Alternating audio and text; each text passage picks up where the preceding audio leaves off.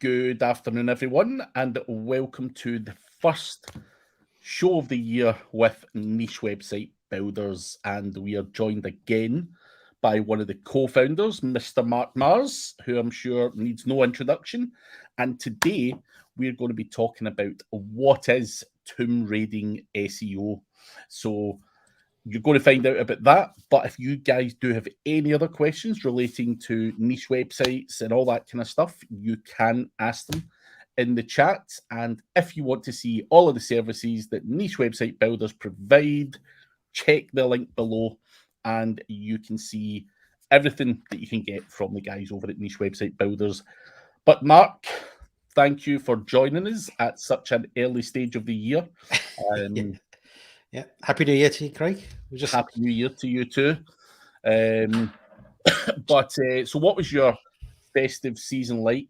Was it a chilled one or? It's pretty good, yeah. Like we moved house mid-November, right? So a lot of our families came down to see us in our new house, and we kind of did the Christmas present exchange and stuff then. So it was actually quite good because we kind of got it all out the way early December. So come Christmas, there was no duties to do or anything like that. So yes, I had a pretty relaxed time. Went off to see some shows with the kids. We lost our cat for 4 days because he's in a new area, got missing. Found him again on Christmas Eve from a tip-off from a neighbour hiding under a caravan a few roads down. So so that was good. We actually found him for Christmas. But other than that, it's been a really good Christmas actually. Just doing lots of playing games, lots of relaxing, and so good. How about you? Same. Just had a kind of lazy one at home, which I like. I probably plan to do more things with my time than be a general slob. But I think every year I get into that routine. I'm like, I'll do this, I'll catch up with that, and it didn't happen. So now playing catch up, but that's what happens, I guess. So we've got a couple of guests here, people in the chat. Honey, happy New Year to you too. Uwa. Yeah, we'll go with that. That sounds more like it. Happy New Year. But today, Mark is going to give us a short presentation on tomb raiding SEO. But we will be answering questions. You can pick Mark's brains as much as you like.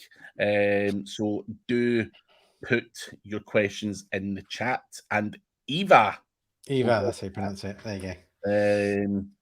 Finally, Eva, we got it right. So, Mark, the floor is yours for now. But guys, do put your questions in the chat. We will come to them after the presentation. I want to know where you're sitting today. It's a different backdrop today, so I want to know where you're hanging out today. So this is in my house, actually. The backdrop you normally see is in the office, but I am going to get a backdrop exactly like this put in the office. It's I'm just going to properly get a studio for all my YouTube stuff and mirror what I've got in the background here. So I don't know why, I just like that backdrop better with a couple of different bits on it. So this is the one at home. That was a job at Christmas, was it, that you were going to do? Maybe. But I'm too lazy for building the furniture, so I need to get the staff to help out with that part. But I'm definitely going to get that sorted for this year, so that I can. You wouldn't know whether it was at home or in the office, so that's the plan. Excellent. All right, so today then, as Craig mentioned, I'm going to talk about tomb raiding SEO. So you may or may not have heard us talking about this already if you've followed any of the Niche Website Builder stuff. But quick presentation to kind of take you through, so that you can kind of get a feel for like what the hell I'm talking about, and then we can kind of take any questions on that. So what is tomb raiding SEO? So in short, it's just a clearly defined process for keyword research, and we gave a name to it. It's nothing. We're not claiming to have invented something that didn't exist before. It's a combination of competitor research and correlation SEO. to identify, keyword opportunities essentially among your competitors. So we gave it a name because it's just easier than trying to explain the whole process. The reason we did it is because we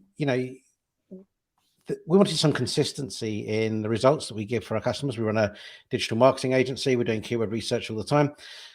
You ask 5 different SEOs to do keyword research, they're going to come up. They're all going to do something completely different, right? So we wanted to have a consistent way. This is just one of the ways that we do to reliably kind of get 2 persons could do the same piece of work and pretty much come up with the same results. And so we wanted to come up with a nice, reliable process that we know that if you do it this way, then you're going to get some sort of consistency in the results. So what it's not is as I said, some magic new left field technique you never saw coming. But we just use a combination of techniques clearly defined into a repeatable process. And it is not the only keyword research method you're ever going to need. That's not what we're claiming here. So one of the prerequisites for being able to use this keyword research technique is your site's going to need some authority, because what the whole point of this technique is that you're looking at your weaker competitors to work out where the opportunities lie. Well, if you've got no authority and you've just started your site today, you are the weakest competitor. There is nobody below you to what we call raid in this context, their articles and their best keywords. So step by step. So here's the steps that we go through. So we'll find a big list of competitors, and we'll talk about how we kind of go about doing that. We calculate where we sit in the competitor landscape. So are these competitors a stronger site than us, a higher authority site than us, or are they weaker than us? And we then go ahead and look at these weaker competitors and rate them for their best performing articles. And then we correlate the content against these weakest competitors, and we'll come into why we do that and how we do that as well in a bit. And we sort by the traffic levels of the articles and start writing. So we've identified good opportunities, then we're just going for the articles with the most opportunity, the most traffic. So finding a big list of competitors, this is, there's a few steps in this which are quite time consuming, but they're worth spending the time on. One of them is at the beginning, you just need to find a huge list of competitors, and the more time you spend on this, the better the results you're going to get.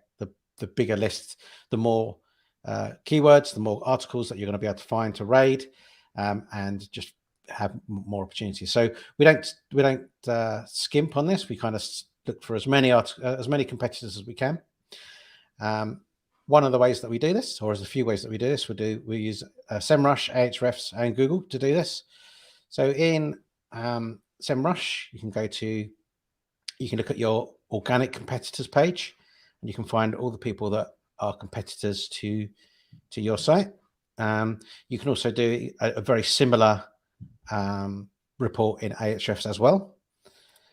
And then the other way is that we Google it. So we'll Google some keywords that we want to be ranking for, ranking our site for, and then we'll just pull them out of the SERPs, some of these competitors, because Ahrefs and SEMrush won't necessarily pick up all of those competitors, because generally they're trying to, when they're finding organic competitors for you, they're generally trying to find sites that are very much like you in terms of size as well. So, they've got similar traffic levels. So what you really want to do is get all of the competitors that might have less traffic than you, more traffic than you, and maybe not in the eyes of SEMrush or Ahrefs direct competitors, but just other people within your niche. So googling some keywords at that point as well also helps build out that list a little bit more.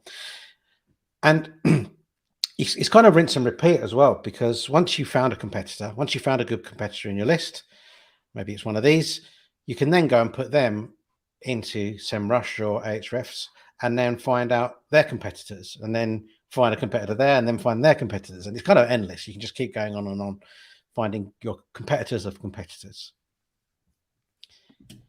So, so So once you've reviewed, once you have your list, check that the sites are true competitors. So although Ahrefs or SEMrush says these sites are competitors, they might not be niche sites or content sites in the same way that you've created them. They might be slightly different. They might not be targeting the same stuff. They might just not be a content site. They might end up being an e-commerce site or something like that you're just not interested in. So you can kind of eliminate them out. So don't take what you see in the tools as gospel.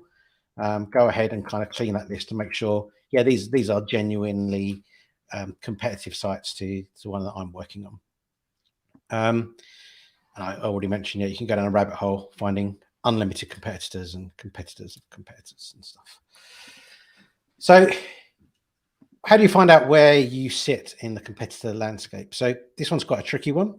But what we do is we will take 6 industry metrics from Moz, Ahrefs, and Majestic. So it's domain rating, URL rating, domain authority, page authority, trust flow, and citation flow. And essentially, we'll take all of those numbers and add them together. And what that gives us is that if you just take one metric, it could be, none of these metrics are approved or authorized by Google. They're all kind of third-party metrics. So by taking multiple metrics, we're hoping to kind of smooth out any error in kind of any one tool, and kind of just get a little bit more of an accurate picture. So as I say, we simply add up all of those numbers, and that gives us a number. I think I've already said that. Keep going ahead of myself. Yep. So what ends up looking like is something like this. So you have the yellow bar here is what will be your site. I've hidden the URLs because this is like a genuine piece of work that we've done. But the yellow bar is kind of our site. So what we've added up the totals there. So the sites above, we're assuming, okay, they're a higher authority than us, and the sites below in that list are a lower authority than us. And those are the ones that we're targeting. So what we do, once we've built that table, we'll take a look at those sites that are below us in the list. We use tools like Ahrefs and SEMrush to identify which articles are ranking and which articles are getting traffic for, with a pretty reasonable assumption that if they're able to rank for those keywords and rank those articles, given what we've established as being a higher authority, then we should be able to rank for them too.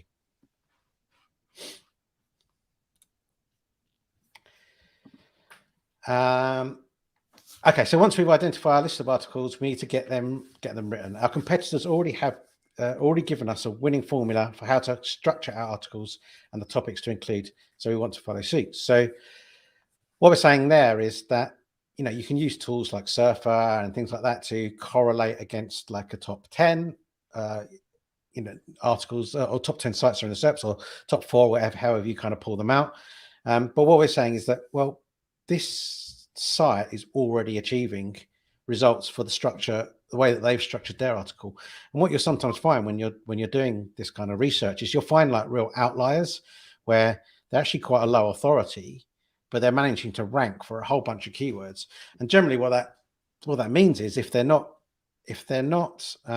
ranking because of their backlink profile, because of their authority, they're probably ranking because of their on-page efforts, and they've done a really good job with putting the articles together. So what we do is we aim to correlate any article that we create against the weaker competitor that we found on their article. And that totally doesn't mean that we're looking to plagiarize the competitor in any way. You definitely don't want to do that. We've had had people that have had experience of the DMCA and problems that brings. You'll kind of have your any kind of ad monetization kind of removed from those pages at that point. They're pretty brutal and they're pretty strict on hosting companies and pretty strict on the ad networks. So that they just don't take any risks. Like it's not in their interest to take any risks because they can get hit by quite a hard hammer from the DMCA. So they'll just give you, well, in terms of hosting, they'll kind of give you a certain period of time to fix it. In terms of ads, generally they just stop showing ads on that page until you fix it. It's pretty kind of brutal. So you don't want to go down that route. You just want, and you don't want to have carbon copies of articles anyway where you run the risk of duplicate content and things like that. So what we're saying is take a look at the topics that's covered in those articles, and make sure you cover those topics at least as well as that article's covering it, if not better.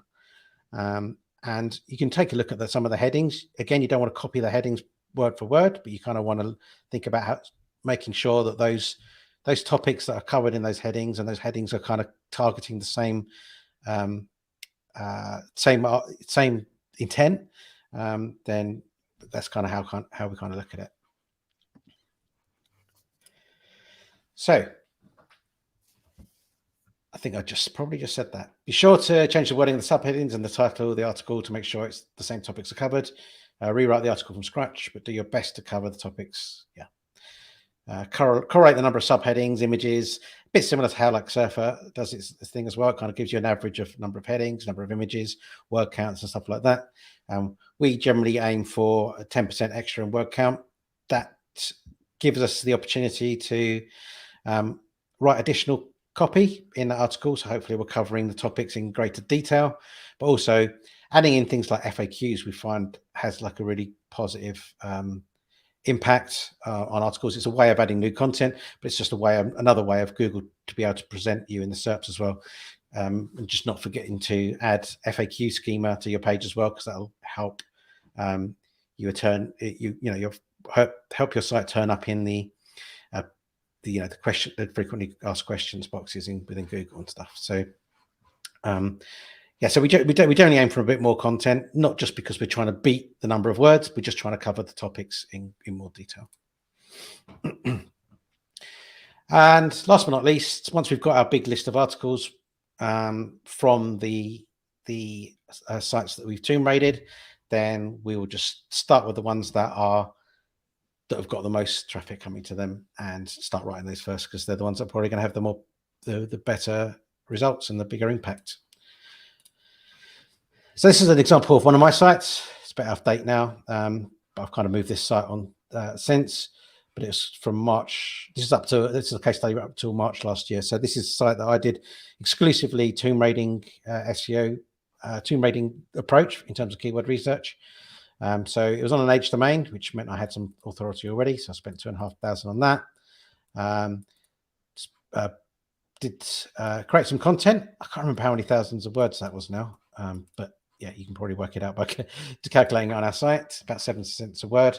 And then site purchase. I also purchased a site that had no authority at all, actually, zero authority, but it had about 25 articles that were getting 7,000 words, and it was the exact same niche that I had, which gave me more confidence in that niche, because that site had no authority. 25 articles was getting 7,000 sessions a month. So I bought it for the traffic, basically, and just mapped the articles one-to-one to my new site and uploaded them there. So I just did a 301 redirect, essentially, of that. But so did that. The exact earnings, this was after 13 months. Let me just check. Yeah. So after 13 months, the exact earnings to date had got to 28,000. By the end of the 13th month, the site was earning nearly $5,000. So to value that at 40x would be about 193,000. So take the revenue earned today plus that minus the spend was 507 return on investment. Of course, I didn't have that site for very long. If I'd kept it for longer and kept adding another $5,000 every month and not really adding many more articles, i.e. the cost not really going up, but the earnings continue to maintain, obviously that return on investment continues to go up even higher, like over time. But yeah, that's just one example from my own portfolio of a site that I just purely did the tomb rating SEO technique on. And they work great for H domains, because they're the sites. The domain's already got some authority. You already got something to work with. You can find weaker competitors, and yeah, we do that time and time again. That's one of our primary techniques for the H domains that we work with for our customers as well. That's it, Craig. Interesting. Interesting, and thank you very much for sharing all of that with the audience. A quick one. Obviously, you mentioned at the final part there, that is your strategy, and you specifically mentioned H domains.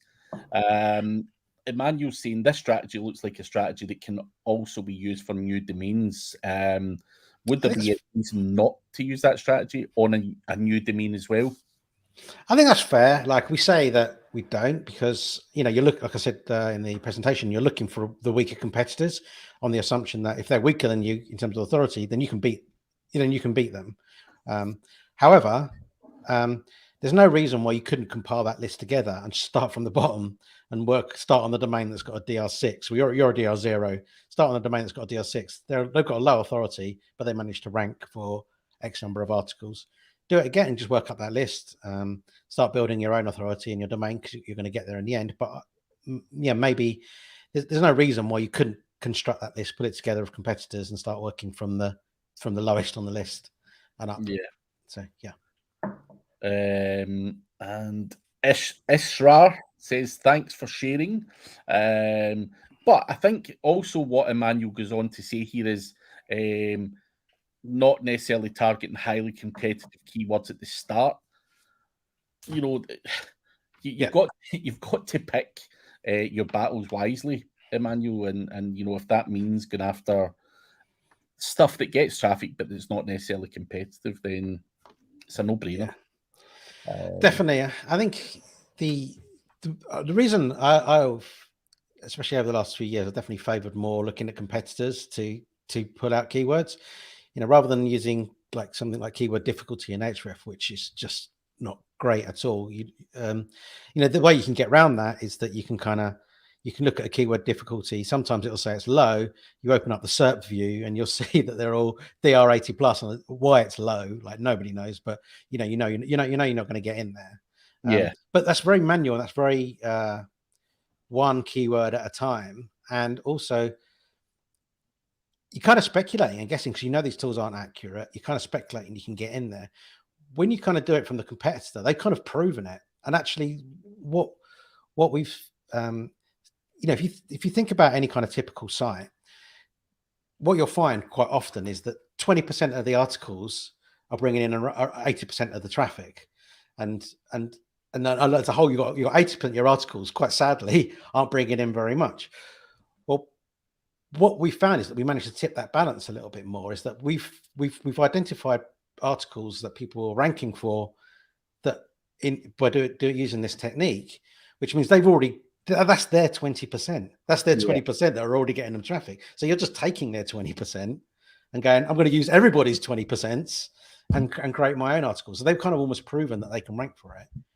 And given their authority, you should be able to too. It doesn't mean that you get 100% success rate, but it means it just edges it in your favor because that site's already proved it to some extent. The great part about Ahrefs, which I like, is the ability to just go and see what the top pages are and what traffic they're getting. So that data is just there. Obviously, like you say, keyword difficulty and stuff is wildly inaccurate in my opinion. But looking at someone's top performing pages and grabbing what you can from that is always a wise move. But Israr is saying, what's your content recipe to rank over weak competitors?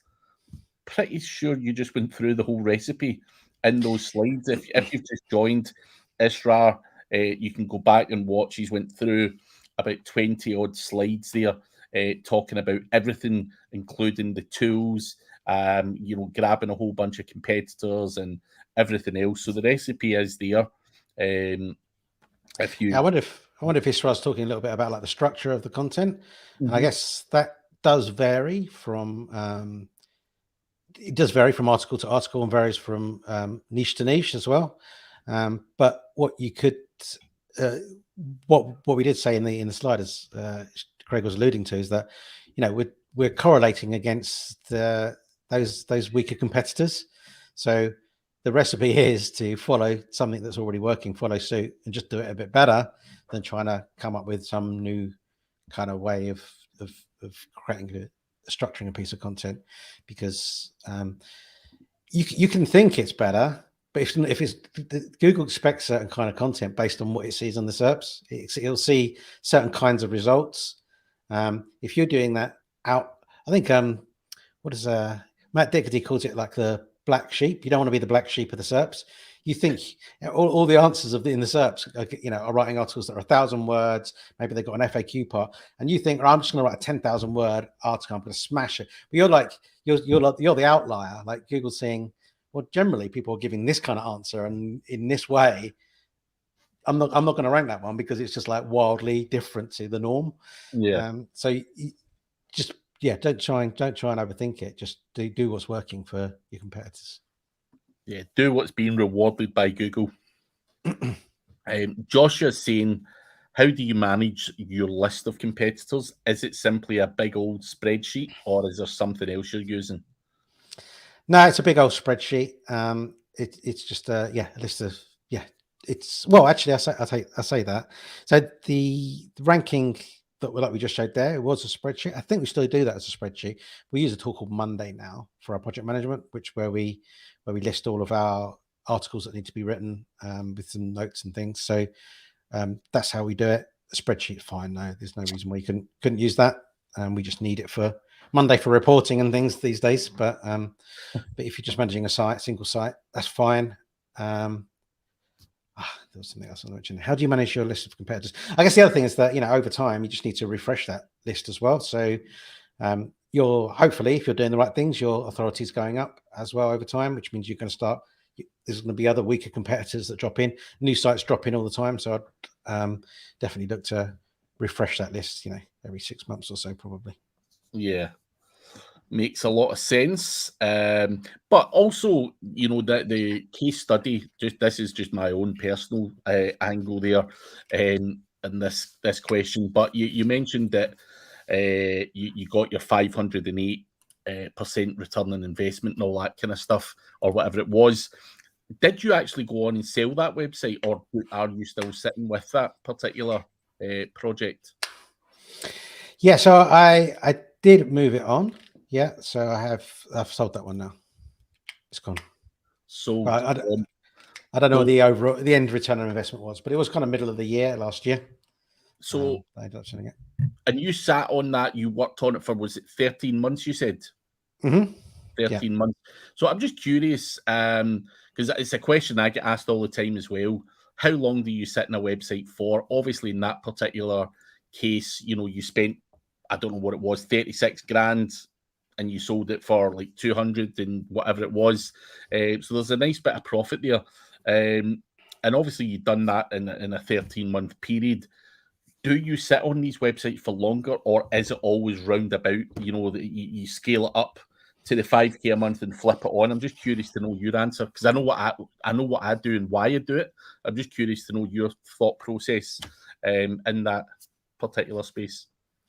Yeah, so I do a mixture. Some I try to keep a base level of income from just like a core set of sites, so that's just reliable. That just like always comes in, and then at the same time, I'm looking to grow sites quite quickly. So if you talk to Adam or us, when anything we do it quite aggressively. We go quite heavy on the content, so we try to grow stuff quite aggressively and then look to flip it. And I think it just feels like right at the right time. I think that was had a good result there. I wanted to free up some money. At some point, you want to cash in to free up money for other projects as well. So if you've got some money tied up there, you can kind of sell a site and then start a couple more potentially and get those going. So I have a mixture of ones that are solid, that have been around for a while, like a long time, that just keep earning. And then I have some, I try and work on projects that I know I'm gonna flip like down the road. So I guess some are like more in maintenance mode, just bringing a regular income, and others I'm aggressively trying to grow. Scale. No, fair enough. I'm pretty much similar. I have a similar mindset. It's getting your cash out again and reinvesting more than anything. But I've heard or have a lot of people ask me, they're like, Craig, do you buy and sell because you know the website's eventually going to tank?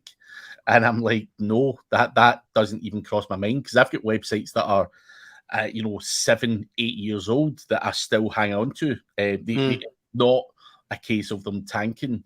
Of course, I've had Amazon affiliate websites that have tanked in the past for sure, but I think if you're doing your job properly, there's no real need for it to tank. Because I said in one of my last speaking gigs, that if you've got 200 grand to spend on a property, you'll probably get £1,000 back on that a month if you rent it out. And you've obviously got a mortgage to pay off of that. So you're probably going to be making £600 on a 200 grand investment if you invest in property. Whereas 200 grand there gets you, £5,000 or thereabout, between 5 and 7 grand. But people are like, yeah, what about if it tanks? You can't determine it's not going to tank and all that kind of stuff. You're, scamming people and you're buying and selling, handing over a piece of shit to someone else. I'm like, nah. That's not what goes through my head. But I was just curious to know your reasons and if you felt that, there was a period of time that a website had growth before it did dip. Because I'm asked that constantly. And I'm like, to people, it doesn't have to dip. If you're doing everything properly and feeding it new content, new links and everything, there's no real need for it to dip. So I just wanted to emphasize that point. Yeah, and I think even more with the updates we had in 2022. I can say that now. Last year in 2022, there's even more so like you got to be treating your sites as a real business and making sure everything you do is quality. And we're looking a lot more at what are all those different things that can buy credibility essentially in the eyes of Google. So we've launched our digital PR service, which kind of does that through getting really the highest quality links that you can get through major publications. But we're looking about other things. What else? If Google's looking at your site, what other things give you credibility? If have you got an active social media account? Do you have a YouTube account that's active with subscriber list growing? Now, what's all the things that you can build around your site that actually kind of that gives you credibility as well? So there's definitely stuff that we're looking at more and more in that space. And I think that's the way that everybody's got to think about it. The days are gone where you can think, I'm just going to bang out a content site with shitty links and some content, and it's going to rank for a while, and we'll do okay out of it. We say it every year, right? You just got to start treating it more as a business. But that comment just becomes truer and truer, kind of every year.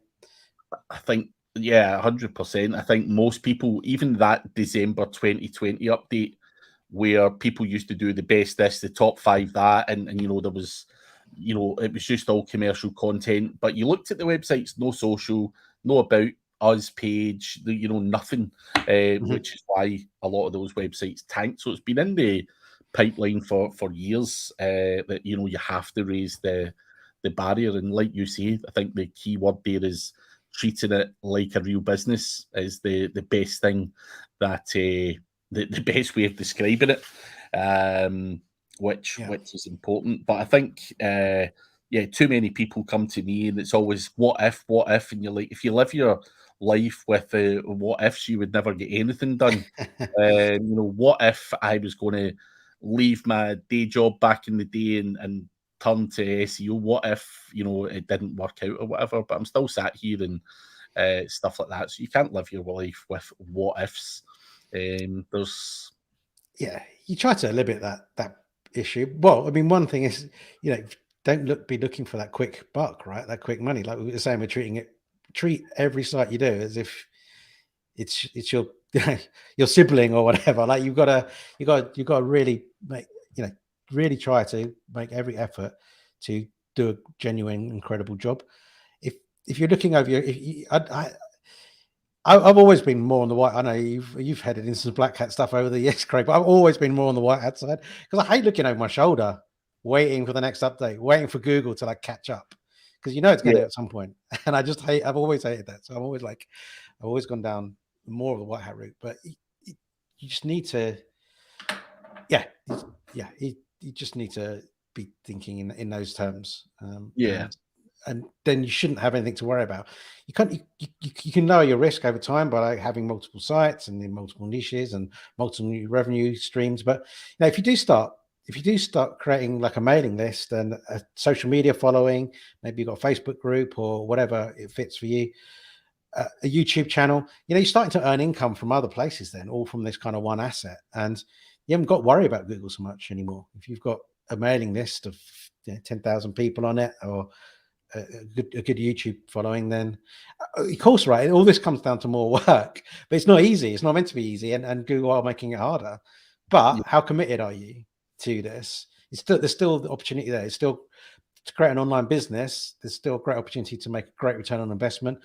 Because once you start getting some decent traffic, like that site that we were just talking about, I was getting several 100,000. I think it's like 300, might be more than that, 300,000 sessions a month. Why can't I then do some training or a course or whatever? There's other stuff, ways to monetize once you start getting to those numbers. Yeah. Once you start building those things and man list, you haven't got to worry about what Google thinks at some point. Chances are, though, because you're doing all of these things, Google's going to see you as a credible business, and they're not going to hit you. So, sounds easy, but there's a lot of work involved. But how committed are you to are you trying to make a quick buck, or are you trying to make a business that's going to make you some decent money in the long term? Yeah, I think too many people see it as a quick buck, which is where they go wrong. But guys, if you do want to make a quick buck and not a quick buck, but you want to be successful and you're lazy, you can get it all done for you. Check the link below. Niche Website Builders do offer a full done for you service.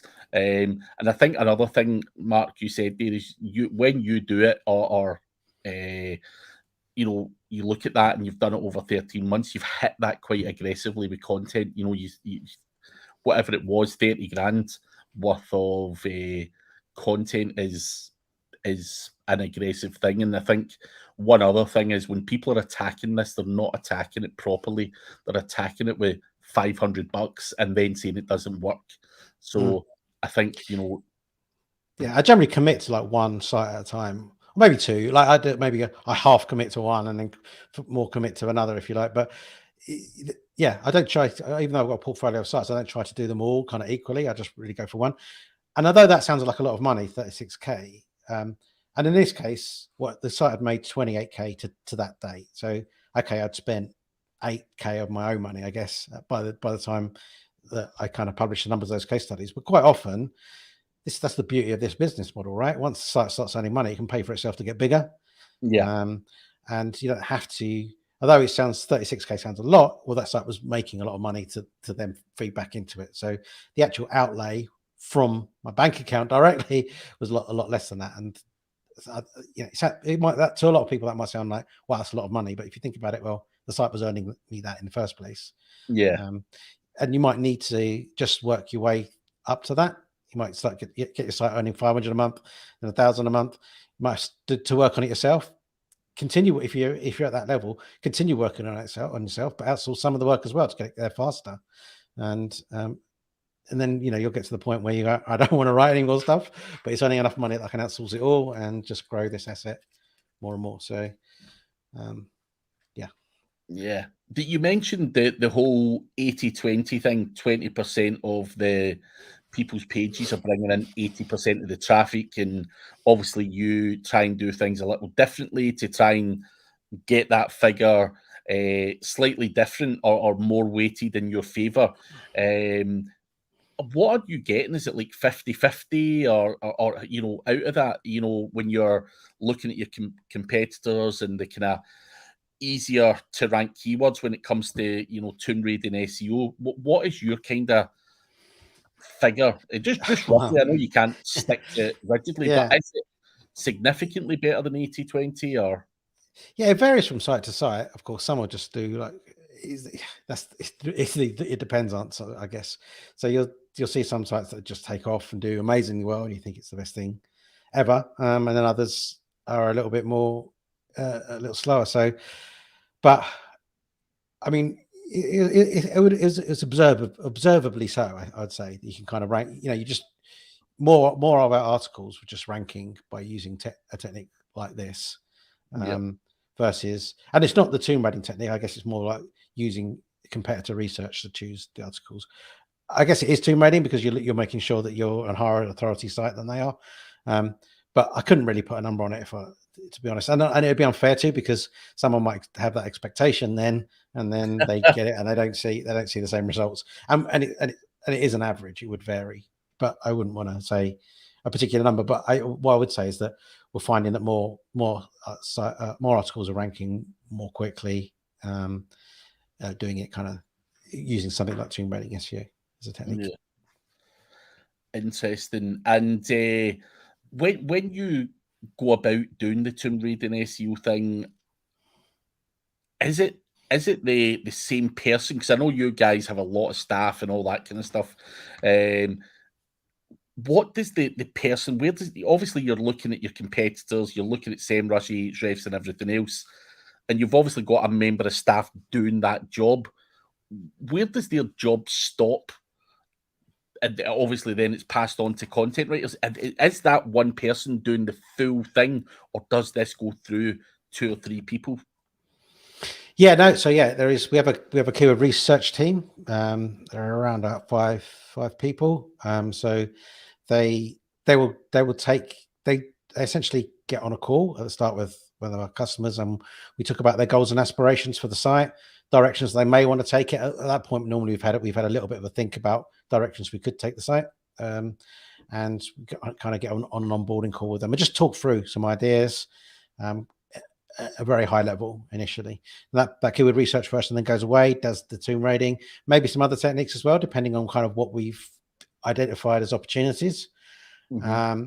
They will then get that signed off by a customer, and then that goes to the manager of the content team. They kind of get together, they explain the strategy for the site. Give them the list of articles that kind of need to be written that have been agreed with the customer, and then the writer kind of takes over at that point, and they've been trained to write content that is optimal. They generally, if we're doing the tomb raiding, they've got like a competitor to kind of emulate. And yeah, once they're done, we have an uploading team which is kind of separate as well, so it's really quite broken down on the uploading team. We then go and upload the content. Give us a job in the uploading team. That's the easiest job, surely. Don't have to do too much. No, it isn't at all. It says uploading. I mean, obviously, they have to make sure all the H2s and the heading tags are in the right place. They'll also go and source some images and stuff to put into the articles, and they'll also add FAQs. They'll also add the schema. If there's any schema, like if it's recipe schema for recipe or FAQ schema for that, they'll go and add that stuff as well. So there is a bit of work that goes into it. It's not pure copy and paste from the Word doc at that point. But we don't worry the writers about that. They just get on with writing, and the uploaders handle the technical side of a piece of content. Yeah, and then it goes live. That's it. Then it goes live. Yeah. So generally, for a majority of our customers, we just drop them a message then and let them know it's in drafts for them to publish when they've reviewed it and they're happy. So for some customers, they're already happy. They already know what they're getting from us, and they go ahead and publish it. So we just let them know we've published it on the site. They can go and check it out. Check they're happy with it as well from that way. But interesting. Yeah. I think that's quite a cool thing, though. If someone is buying the content from you and they've got the ability to go in and check the work and the headers and everything's optimal before it goes live, I think that's quite a cool little offering there. But you mentioned that the keyword research person, I want to go back to that person, and they do the keyword research and all that kind of stuff. What volume? I know you're going to say again, it depends on what the customer's looking to achieve.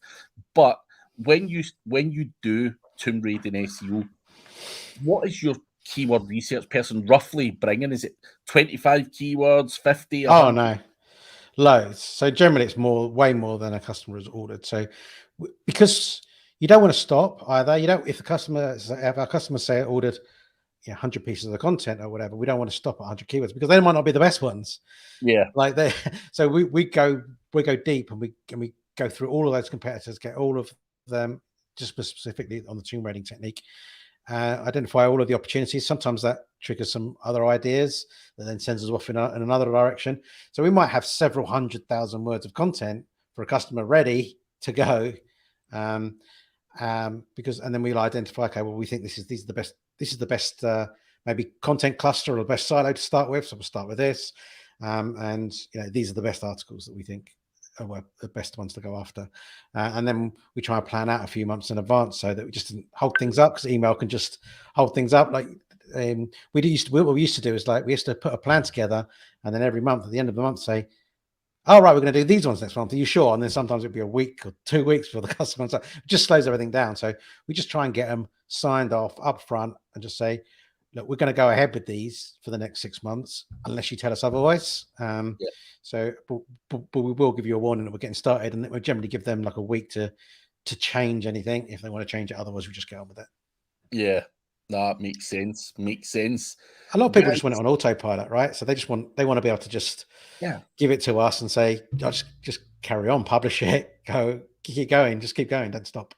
I would be the same. If I was utilizing that, I couldn't be bothered derailing, because I would be the chink in the chain, so to speak, where I wouldn't reply, I wouldn't read it properly, or it would be a rush job and hold everything up. And I think sometimes you, the website owner, are the problem. So it's good that if you can sign it off up front, that's also a good thing to do, guys. If you're selling content or whatever way you want to twist this towards your own clients, I think that's a good little tip there. But we still have time for questions. So, guys, don't be quiet. I know you're all probably still in holiday mode. Not a huge amount of questions there, but if you have any questions, we do have approximately 13 minutes left. I can talk all day and pick holes, or not holes, but pick questions that I am always asked and put them on to Mark. So if you don't want to hear those and you want to hear your own questions, please do put them in the chat, guys. Let us know you're there. Even if you're lying hungover, let us know more. But going back to the projects and stuff, Mark, that you have, you said you concentrate properly on one website, but would you have a couple of others just churning away in the background, just getting stuff done? I'm just curious how many projects you have in the go at any one time, personally. Yeah, so I have like 6 sites, like, currently. So I don't want to spread myself too thin, but yeah, I definitely want to. Now, even if you're using an age domain, like, some take off instantly, some just need to sit there for a while. So it's always better. It's always good to have some indexed, some pages aging in the Google index, so that when you kind of do come and pick it up, then you start to see the traction more quickly, because you want to back winning horses, right? And if you start from scratch, well, either with a fresh domain or an age domain, and just start plowing content on it, quite often you won't see any results, especially with a fresh domain. You just won't see anything for a year. So how do you know what you so you just want to get a site index, get some stuff on there, and then, when you do come back to it and you start applying stuff, then you're going to start seeing the results and seeing if it's worth continuing to reinvest in that site time and time again. So yeah, in terms of the number of projects, yeah, I've kind of got 6. Some, let's say, a couple that are just sitting there doing nothing, a couple that I'm working on actively, and a couple a couple that are sitting there just give me regular income, a couple that are sitting there that are just being indexed for when I want to pick them up in 6-12 months, and then a couple that I'm working on kind of actively, one that's full speed ahead and one that's like half speed ahead, I guess. I'd say that's kind of how I'm doing it at the moment. Cool. Darren Muzzy, what is Tomb Raiding again? Rewind, but it's the keyword research strategy that is used. But you're best rewinding it. The first 20 minutes have a whole bunch of slides breaking it all down. So you'll be able to get everything that Mark does as part of his Tomb Raiding SEO. What I will say is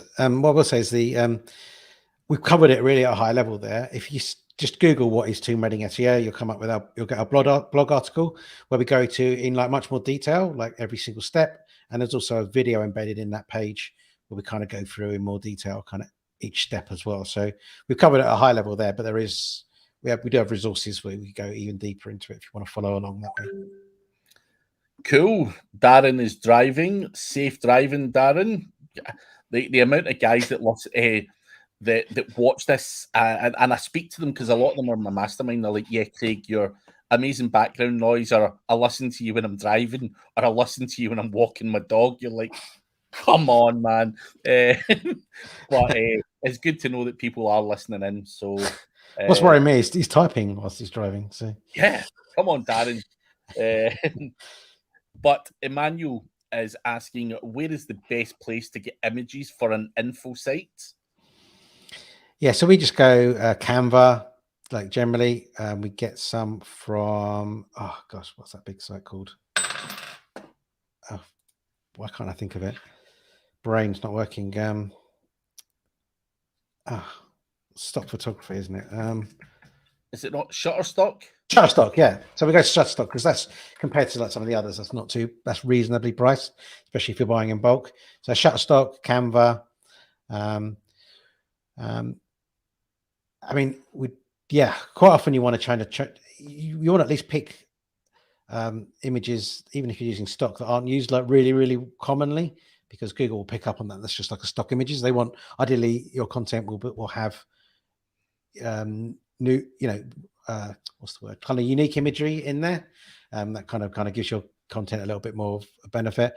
I don't know if I can't remember. I always forget what it's called because I'm not a photographer, but there's kind of loads of metadata that are attached to every single photo on the web. So that stock photo, Google can easily see if it's been used like 2,000 times because it's a free stock image. So generally, we go for those kind of paid ones or ones that are used less frequently.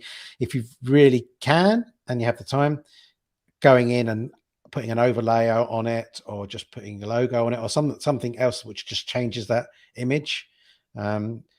And then exporting it and publishing it yourself. If you're able to do that, then that's an ideal situation as well, because it really will be a unique image then. He also goes on to ask, how about getting images from Pinterest? Would you use Pinterest at all? I think the chances are that's somebody else's image that you're using there, so I would steer away from that. I haven't come across it so much in the content publishing world, but I used to run a digital marketing agency for businesses, and I definitely found customers that had got hit with, they just used, especially Getty images. They're so hot on it. Getty images, they'll let you use it, and they'll know it's there because they've got tracking, but they'll let you have it on your site for like 6 or 9 months, and then they'll contact you and go, "You've been using this site for 6 or 9 months, and here's all the screenshots, and you owe us £500 per image that you've used." So it's quite tricky. You can always, by the way, it's a tip, if you ever did happen, because what I wouldn't do is, in Google, a lot of people will go in and they'll use what's that filter which says non-licensed, I can't remember what it's called. There's a filter in Google. You can say, just show me unlicensed, free images. Yeah. But you just rely on that someone's tagged that up correctly. You have no idea that that's true. So just avoid that kind of stuff, because I had customers in the past that had exactly that problem. They thought they were using something fairly and they weren't. But if you do ever get caught, you can always negotiate them down like really heavily. Like they really start high. You can always get them down to a fraction of what they started with. But it's just best not to get involved. Not to have that situation. Good advice. Daniel Croft is asking, is there a minimum DA you would want your site to have before you start tomb raiding? No. So if you've got a low DA or a low DR site, you can still generally find competitors that are below you that you can start working with, and then hopefully over time you're going to increase your own authority of the site, and you'll have more competitors to work with. But as we did when we answered Israel's question, if you have no authority at all, there's no reason why you couldn't use the same technique and just start at the bottom, start at those weakest sites, and start looking where they're gaining traction, where they're getting results, and start working through their articles, on the assumption anyway you're going to start getting some authority for your site as well anyway. Cool. Fruit Bat Cat, just curious really, how often does someone approach you with an idea that one of your customers has already done, and how do you deal with telling both customers about potential competitors? Yeah, so we do work with sites in the same space, because it would be ridiculous for us not to. So, if we work with one customer that had a pet site, it'd be ridiculous to say we can't work with any other customers that have got pet sites. So we do. And the way that we handle that is that every customer that we take on is completely different and treated in isolation. So particularly for the tomb raiding technique, you're going to have a different list of sites here than you are, because, well, it might be, well, depending how closely aligned their niche is, but if it's exactly the same, your authority is probably going to be different, probably going to be targeting different keywords there, depending on when we do it as well. If we did it 6 months ago or 9 months ago, the chances are the list will be different of competitors. There'll be some overlap, of course. But what we make sure is that we just have a different keyword research person doing the keyword research, so it's kind of eliminated there. We make sure that different writers write the content as well, so it's just completely separated from those previous people. So the previous people that have worked on the same project. But there's no way that we can't do that. And absolutely, we've written the same article for multiple customers. But I guess you've just got to be happy with that. If we're not going to do it, someone else is going to do it. Your competitors, they're going to end up writing the same articles as you. So yeah, but that's how we handle it, though. We try to keep it segregated. What we don't do, I guess, just to be absolutely explicit, is we don't take keyword research we've done for one customer and then just use it again for another customer. It's just all start from scratch, do it all over again. Cool. David Hennessy, based on your experience, what is the minimum publishing velocity per month that you recommend? How many articles per month? Yeah. So until recently, the minimum you could buy on our site was 10,000 words. We do have 5,000 word offerings for people who just really want to supplement what they're doing or get started. But really, if you're doing less than 10,000 words a month, forget the number of articles. If you're doing less than 10,000 words a month, wow, it's going to take you a long time to get there. And you're probably going to give up before you get there. That's 120,000 a year. Yeah, I would. Yeah, so 10,000 is the minimum that we kind of say you should be trying to aim for, and that might be over 2 articles, it might be over 5, but hopefully the 2 articles that you've written are ranking for more keywords. And you're still getting equivalent amount of content, but it really depends on your niche how many articles that relates to. But yeah, 10,000 words is what we're trying. Is a good guide as a bare minimum.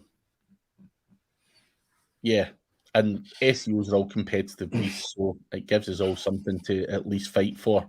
See if we can beat that. Mm-hmm. 10,000 words for how many articles on average? So how many articles does that work out roughly? I mean, not every article is going to be 1,000 words. No. I'm guessing. No, so some niches. I mean, generally, like most articles, I guess we write probably fit between that 1,500 to 2,500 words kind of range. Some niches, depending on what it is, some you'll find that 1,000 words is enough. So maybe you'll get 10,000, maybe you'll get 10 articles out of it. But it really depends, what are the competitors doing? Again, like we said earlier, what will already getting results in the SERPs. So that might be anything from, I don't know, 4 to 10 articles, I guess you're saying. And like you say, you're always aiming for 10% more than the competitor. So if someone's got 1,000, then you're wanting 1,100. So yeah. Hopefully that makes sense, Emmanuel. Last but not least, business growth ready. Do I need to fit into hot pants like Lara Croft? I had too many mince pies over Christmas to do tomb raiding. Please no. Whatever takes your fancy, if you want to do that, whilst you're doing keyword research, we'll leave it up to you. We don't want to make judgments. I don't anyway. It's up to you. Just don't send photos. Yeah. But good to see their business growth ready as well. But guys, we are nearly out of time. Mark, if someone says, I love this tomb raiding SEO technique, is that a service on its own that you would do for someone? Or do they need to be... Yeah, so we don't offer any keyword research only services. Something that we've thought about time and time again, but no, it's you have to sign up for a content package and then we'll do it for you. And if you want to explicitly express that, what I would say is just let the team do their thing. If they'll use tomb raiding quite likely, but they'll also probably supplement it with some other stuff. So I would say just let our team work out what they think is the best opportunities and the best techniques to use for your site, and let them go with that. But yeah, you'd have to sign up to a content package of some sort to get the keyword research as well. And you can see all of the services and packages using the link below, guys. So make sure you do and go and check out all of the offerings that are on Niche Website Builders. And Mark, thank you very much for coming on. I know it is only the 3rd, but it's always good to get some content out there and get things moving back in the right direction. So thank you for coming on. And we will be back next week at the same time, guys, with more from Niche Website Builders. I am also going to be on the Niche Website Builders podcast on Thursday. If anyone wants to join, I will put out a link. So it will be my turn to potentially be put in the spot. So payback time, they'll be like, pick the holes in it, that one, yeah. But I'm sure it'll be fun. But we'll be on there on Thursday at, wait a minute, and I'll just tell you. I think it's either 3 or 4. It is either 3 or 4. It's 3. Between 3 and 4. So I will send a link out to everyone anyway. But thank you very much again, Mark, and thank you everyone for the questions. We will catch you same time next week, and speak to you then. Yep, it was a pleasure. Thanks. Bye, everyone.